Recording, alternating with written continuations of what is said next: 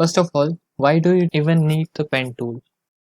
So for the basic shapes, we have these tools here, the rectangle, arrow, ellipse, polygon and the star. But what for organic shapes like curves and all? So for that purpose, you need the pen tool to draw things. So what you can do with the pen tool is create things like this. So which by the way will be the next tutorial. So make sure you watch out for that also. But this tutorial will be needed to learn what you need to create this portrait. So let's get right into it.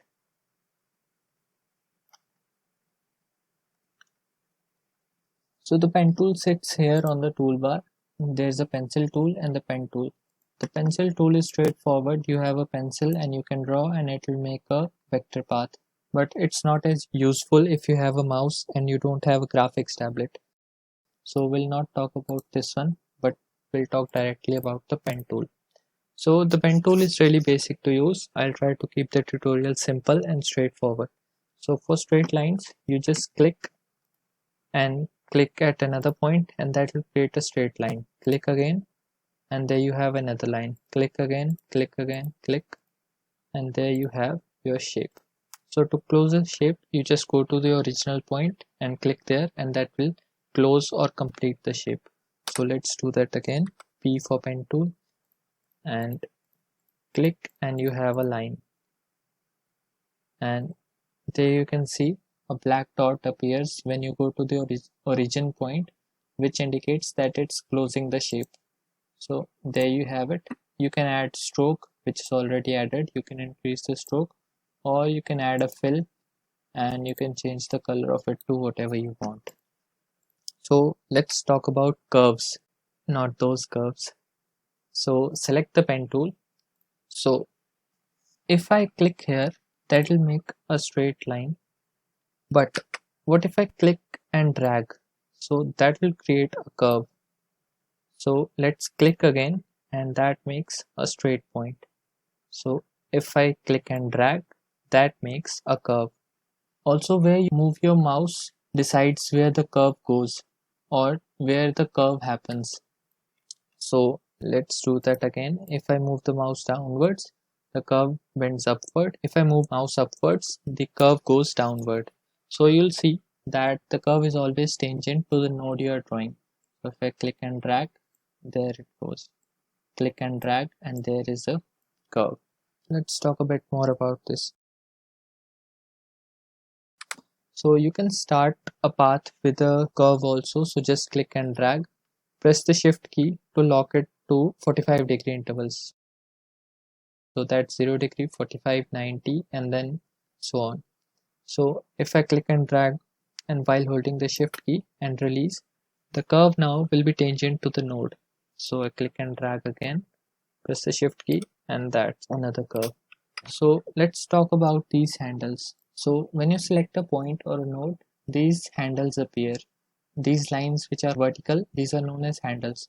So when you move a handle, it will directly influence the curve or the angle of the curve. So if you move it here, so you'll see how the curve depends on it. So what if you want to move just one of these handles? So you just press the Alt key and then you can just move one of the handles and it will affect the adjacent part of it. So if you want to move this one, just press the Alt key and move it. So that's how you edit the individual side of the curve. So let's try to trace some things. Let's make a circle. So select the pen tool, click and drag and select, click and drag here, click and drag here, click and drag here and click and drag here. Now you'll see the circle is not as near to perfect as we would like it to be, but we already have a circle tool, so we don't need to create circles with it. But one tip that you don't need is how you can make shapes the easier way, because you can go with the pen tool following a curve or tracing a line, like for example for the hair in a portrait, So let's say we want to trace this shape. So we did a fine job, but it's not as good as we would like it to be. So what you can do to be faster and efficient here is just trace out the basic shape with straight lines. So I'll show you right now. Just do this, this, this,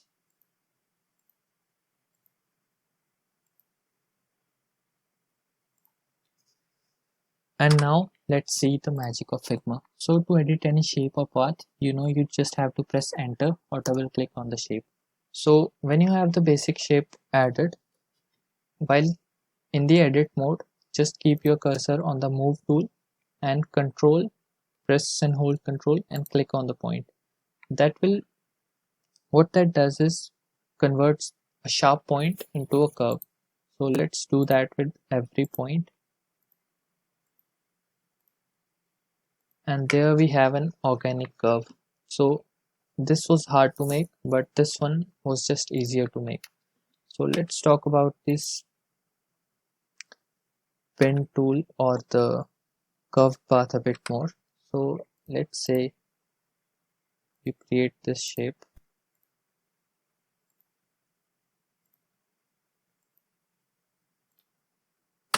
And now you need to edit the curves. So what you can do is, here you have the bend tool. So select the bend tool and now you can move the straight lines any way you would like.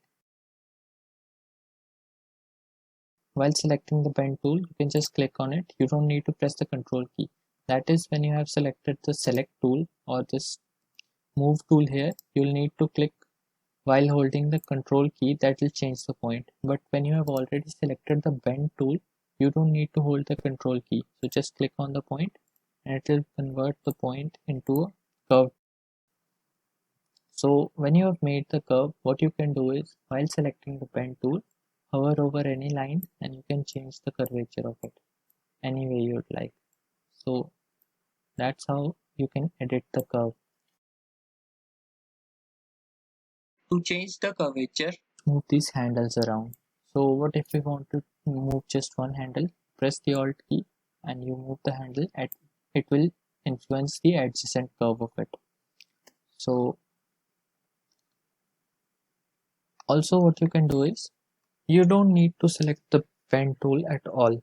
So what you do is, you select the move tool, press Ctrl, and the cursor changes to the pen tool.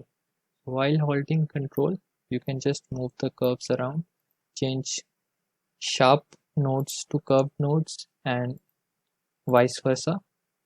Change the angle of the bends or the curvature. Press and hold the Alt key to move individual handles. Do not press any key to move the handles together so that the curve remains flowy or say not pointy, because if you move just one handle, it creates a sharp point here. So let's talk about filling the shapes.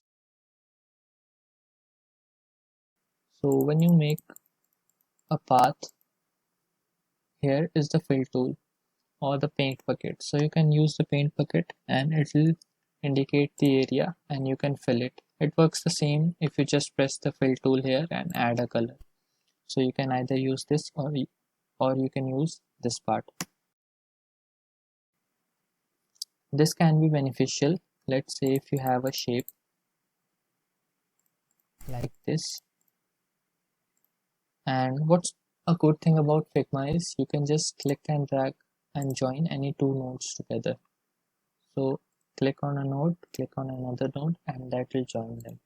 So now if you select the paint tool, you can fill in individual shapes. But if you use this fill dock to add a fill, it will add a fill to the whole shape. But if you don't want it, you can just use this paint bucket tool to add individual fills. Also you can remove it by hovering and you can see what action it is going to perform with the minus and the plus button. So where it is already filled, it will show a minus button. Where it's not filled, it will show a plus button. So you can add fills like that and you can change colors like this. So one thing you cannot do at this point in Figma is color these two separately, but there's a kind of workaround for it. So what you can do is select the shape, go to the fill tool, and instead of solid fill, add a linear fill. So let's keep the upper color red and let's keep the lower color blue. So you'll see you have a nice gradient here. But what if you add a few more points here? So keep this one the same as the first color and keep this one the same as the second color. So now you'll see,